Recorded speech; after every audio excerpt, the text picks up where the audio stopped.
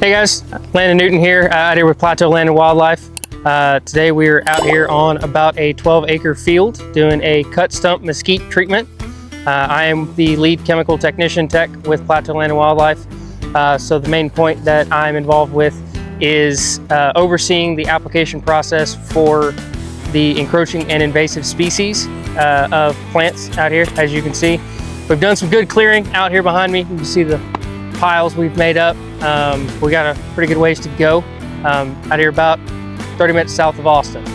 We're gonna bring you guys along today and show you how the process works and give you a little up close and personal look at how things go. So let's go take a look at everything.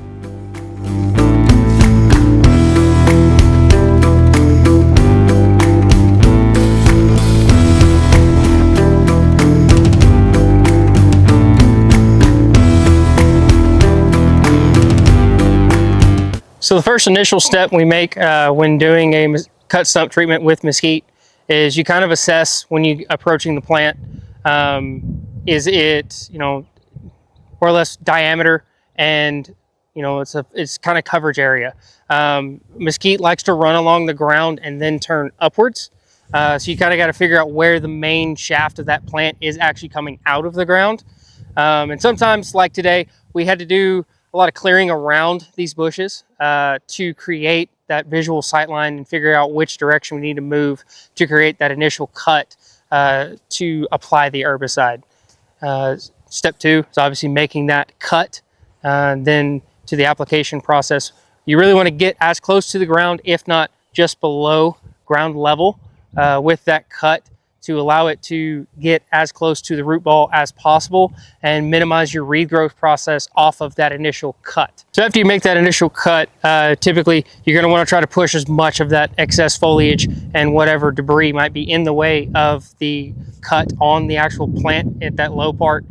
You wanna expose as much of that as possible wherever you have struck the plant with your saw blade, with your loppers, or whatever tool you might be using, and coating that entire surface area that you've created with the herbicide to minimize the chance of regrowth. If you have a cut area on the plant that you've not addressed with herbicide after the fact, it will create a more or less opening and a point of exit for the plant to create even bigger and take more of a vast area off of that initial cut. So you really need to get around there and make sure you're paying attention to what you're cutting, where you're cutting, to be able to apply that herbicide effectively.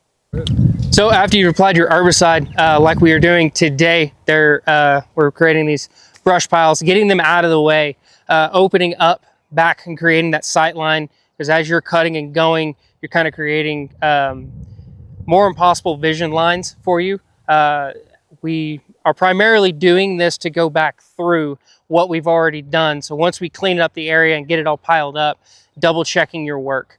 You leave one exposed small bit of plant, mesquite loves to just take right back over and redominate an area. So it's twofold. One's cleaning up, making it look a little more presentable, making it so you can move around, you and your team, and also making sure that you are being effective with your cuts and with your application of the herbicide.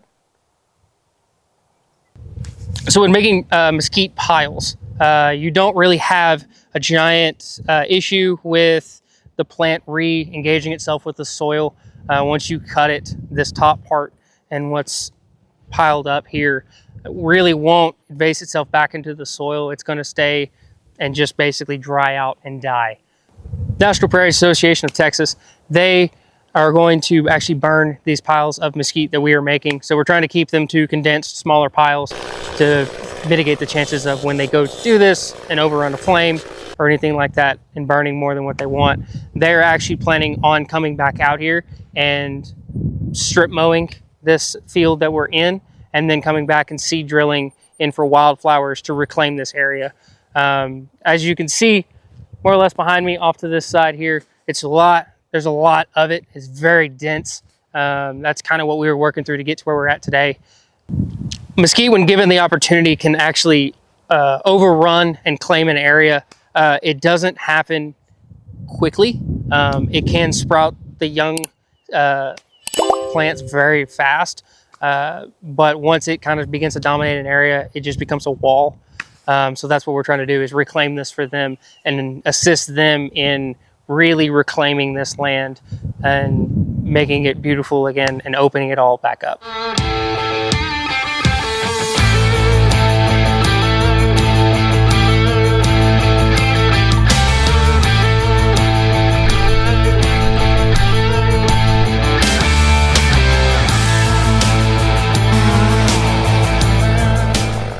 All right, so we're gonna take you through the steps here. We're doing the cut stump on Mesquite.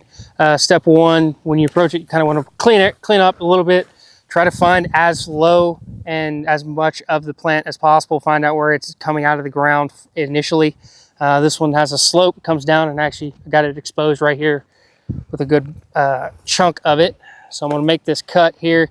Try to get as close to the ground as possible, keeping it flat over the top, so that we don't have an issue of whenever someone comes out here and drives, possibly puncturing a tire or causing a trip hazard as well for my fellow employees.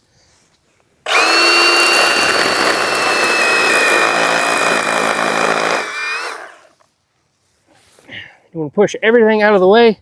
Make sure you get where you're going to apply the herbicide exposed fully, and then get in there and cover. If a pump will work. There we go. Making sure you cover every bit of the surface that you have cut. And that's basically the steps.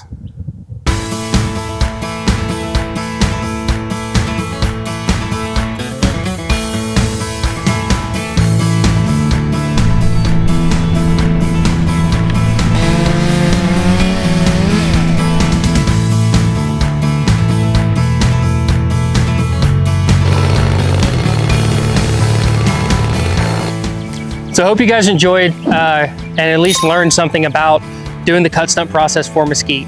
If you are a landowner and this is an issue that you're having, like I said, Mesquite can overrun a property. The time is now to act. Should be a number right here that you can call, and you can go and give us a shout, and we will definitely come out, take a look, and get our team out there as soon as possible, and address that for you and help you reclaim your land. Hope you guys enjoyed. Like and subscribe.